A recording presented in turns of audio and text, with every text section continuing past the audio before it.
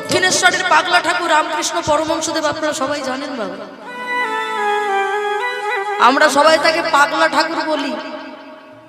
সে নিজে মাকে বাবা কাছে পেয়েছে, নিজে মা তার মেয়ে হয়ে, নিজে মা কালী ওই রামকৃষ্ণ পরমহংসদেব ঠাকুরের বাবা মেয়ে হয়ে নিজে বেড়া বেঁধে দিয়ে গেছে।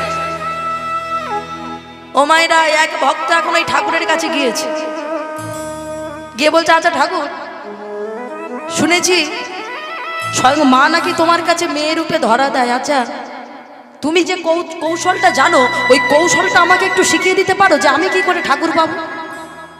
এখন বাবা গঙ্গার ঘাটে বসেছিল তো, যেই না কথাটা বলেছে, ওই লোকটাকে, ও মায়েরা, ওই লোকটার মুন্ডুটা ধরে বাবা ওই গঙ্গার জলের ভিতরে ডুবিয়ে দিয়েছে, চেপে ধরে রেখেছে আর কি। তা কারো যদি মুন্ডু জলের ভিতরে চেপে ধরে রাখে তো তার দম বন্ধ হয়ে যায় না?